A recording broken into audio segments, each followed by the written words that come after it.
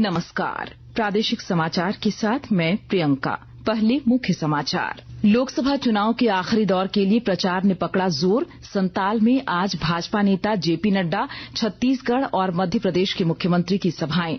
इंडी गठबंधन ने भी झोंकी ताकत। कल दुमका में राहुल गांधी करेंगे प्रचार।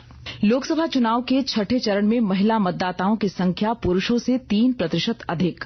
झारखंड में भी अधिक दर्ज हुई महिलाओं की भागीदारी। संताल में मतदान प्रतिशत बढ़ाने के लिए स्वीप के तहत कई जागरूकता कार्यक्रम। वोटरों को किया जा रहा जागरूक। टेंडर कमीशन घोटाला मामले में आईएएस मनीष रंजन से 3 जून को ईडी फिर करेगी पूछताछ। और जैक ने जारी किया 8वीं बोर्ड का परीक्षाफल। 94.16% परीक्षार्थी सफल। हजारीबाग का रिजल्ट रहा सबसे बेहतर। और अब समाचार विस्तार से। लोकसभा चुनाव के आखिरी दौर के लिए प्रचार पूरे जोरों पर है। संताल में अब से थोड़ी देर में भाजपा नेता जेपी नड्डा पार्टी उम्मीदवार के समर्थन में दुमका संसदीय क्षेत्र के सारठ के पालाजोरी के खागा मैदान में जनसभा करेंगे। इसके बाद गोड्डा संसदीय क्षेत्र के लिए देवघर जिले के त्रिलोक परिसर से रोड शो करेंगे। एनडीए की ओर से छत्तीसगढ़ के मुख्यमंत्री विष्णुदेव साय और मध्य प्रदेश के मुख्यमंत्री मोहन यादव भी संताल में कई जनसभा करेंगे। इधर राज्य में आखिरी चरण की 3 सीटों के लिए इंडी गठबंधन के स्टार प्रचारकों की भी ताबड़तोड़ सभाएं जारी है। इंडी गठबंधन की ओर से जेएमएम की स्टार प्रचारक कल्पना सोरेन कई सभाओं को संबोधित करेंगी। देवघर में आज प्रदेश कांग्रेस प्रभारी गुलाम अहमद मीर, प्रदेश अध्यक्ष राजेश ठाकुर, विधायक दीपिका पांडेय समेत कई नेता जनसंपर्क और रोड शो कर रहे हैं। जबकि कांग्रेस के वरिष्ठ नेता राहुल गांधी कल दुमका में चुनावी रैली को संबोधित करेंगे। लोकसभा चुनाव के आखिरी चरण के लिए कल शाम 5 बजे प्रचार थम जाएगा। झारखंड में अंतिम और 7वें चरण का चुनाव दुमका, राजमहल और गोड्डा में होना है। इन तीनों संसदीय क्षेत्रों में कुल 53,23,886 वोटर 52 उम्मीदवारों के भाग्य का फैसला करेंगे। इस बार दुमका और गोड्डा में 19-19 और राजमहल में 14 उम्मीदवार भाग्य आजमा रहे हैं। इन तीनों सीटों के लिए कुल 6,258 मतदान केंद्र बनाए गए हैं। 1 जून को वोट डाले जाएंगे, जबकि 4 जून को मतों की गिनती होगी। लोकसभा चुनाव के छठे चरण में महिला मतदाताओं की संख्या पुरुष मतदाताओं की तुलना में 3% अधिक दर्ज हुई है। निर्वाचन आयोग ने कल इसकी जानकारी दी। शनिवार को लोकसभा चुनाव के छठे चरण में मतदान करने वाले मतदाताओं की वास्तविक संख्या को आयोग ने जारी किया। रिपोर्ट के अनुसार 64.95% पात्र महिला मतदाताओं ने 61.95% पात्र पुरुष मतदाताओं की तुलना में अपने मताधिकार का प्रयोग किया। इसके अलावा थर्ड जेंडर के मतदाताओं की संख्या 18.67% दर्ज की गई। बिहार, झारखंड, लद्दाख, ओडिशा और उत्तर प्रदेश में पुरुषों की तुलना में महिलाओं की भागीदारी अधिक दर्ज की गई है। लोकसभा चुनाव के आखिरी चरण में राज्य की 3 संसदीय सीटों के लिए 1 जून को मतदान होगा, जिसके लिए स्वीप के तहत मतदाताओं को जागरूक करने के लिए लगातार कार्यक्रम आयोजित किए जा रहे हैं। इसी कड़ी में दुमका लोकसभा निर्वाचन क्षेत्र में क्रॉस कंट्री दौड़ का आयोजन किया गया।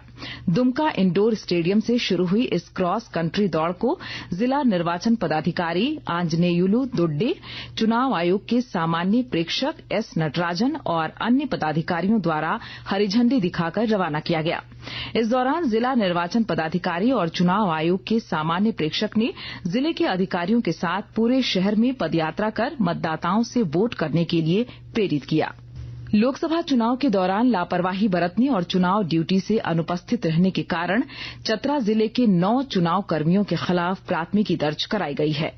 प्राथमिकी दर्ज होने वालों में सभी स्कूली शिक्षक हैं।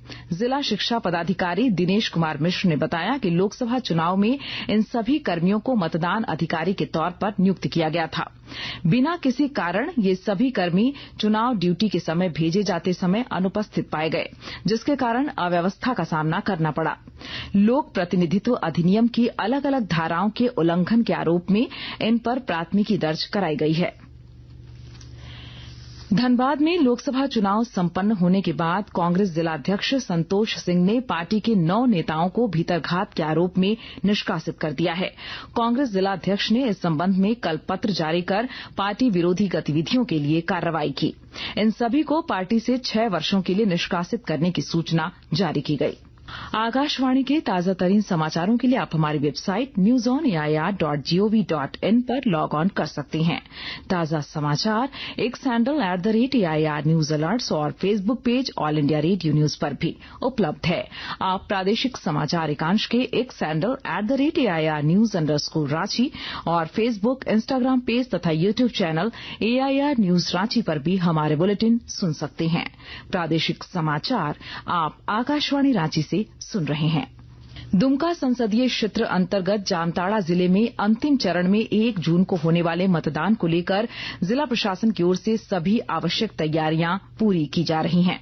विस्तृत ब्यौरा दे रहे हैं हमारे संवाददाता।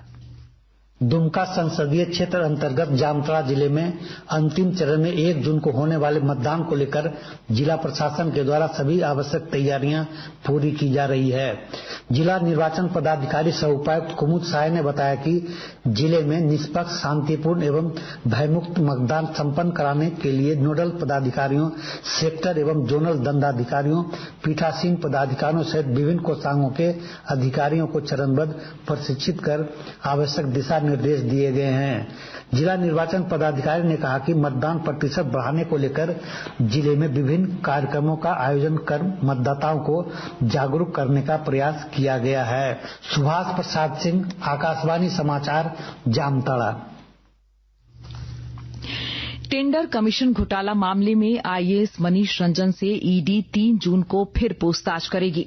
इससे पहले कल ईडी ने मनीष रंजन से 9 घंटे से अधिक पूछताछ की थी। Jharkhand academic council JAC board ने 8वीं का रिजल्ट जारी कर दिया है। इस वर्ष 5,61,774 छात्रों में से कुल 5,28,962 छात्रों ने परीक्षा पास की है। इस साल कुल 94.15% छात्र उत्तीर्ण हुए हैं। इस बार हजारीबाग का रिजल्ट सबसे बेहतर रहा। यहां 97.06% परीक्षार्थी सफल हुए। लातेहार जिले के चंदवा थाना क्षेत्र के अमझरिया घाटी में सरिया लदा एक ट्रक दुर्घटनाग्रस्त हो गया। इस हादसे में ट्रक के चालक और उपचालक की घटनास्थल पर ही मौत हो गई। दोनों लातेहार के रहने वाले थे। पुलिस की टीम ने घटनास्थल पर पहुंचकर बचाव कार्य आरंभ कर दिया है। रेलवे सुरक्षा बल रेलवे टिकट की कालाबाजारी करने वालों के खिलाफ लगातार कार्रवाई कर रही है। इसी क्रम में रांची में आरपीएफ ने पिछले 2 दिनों में 2 लोगों को पकड़ा है।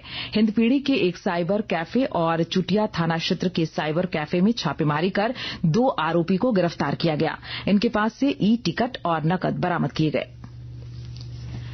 भारतीय सेना की मेजर राधिका सेन को वर्ष 2023 के United Nations military gender advocate of the year award के लिए चुना गया है। यह पुरस्कार कल संयुक्त राष्ट्र अंतर्राष्ट्रीय शांति रक्षक दिवस के अवसर पर प्रदान किया जाएगा। और अब संक्षिप्त खबरें। छत्तीसगढ़ के बीजापुर जिले में सुरक्षा बलों के साथ मुठभेड़ में एक महिला नक्सली सहित 2 माओवादी मारे गए हैं। मुठभेड़ आज सुबह मद्देड़ इलाके के बड्डेपारा के जंगलों में हुई। चाईबासा के मुफस्सिल थाना क्षेत्र में सामूहिक दुष्कर्म मामले में 5 दोषियों को आजीवन कारावास की सजा सुनाई गई है। इन लोगों पर 10-10 हजार रुपए का जुर्माना भी लगाया गया है। प्रथम जिला व सत्र न्यायाधीश सह पॉक्सो एक्ट की विशेष अदालत ने यह सजा सुनाई। राजधानी रांची के मैकलुस्कीगंज में नक्सलियों ने देर रात कंटेनर में आग लगा दी, जिससे कंटेनर जलकर राख हो गया। साथ ही उसमें सो रहा एक व्यक्ति भी जिंदा झुलस गया और उसकी मौत हो गई। और रांची में नामकुम थाना क्षेत्र के स्वर्णरेखा नदी पर बने रेलवे पुल के नीचे से एक युवक का शव बरामद हुआ है।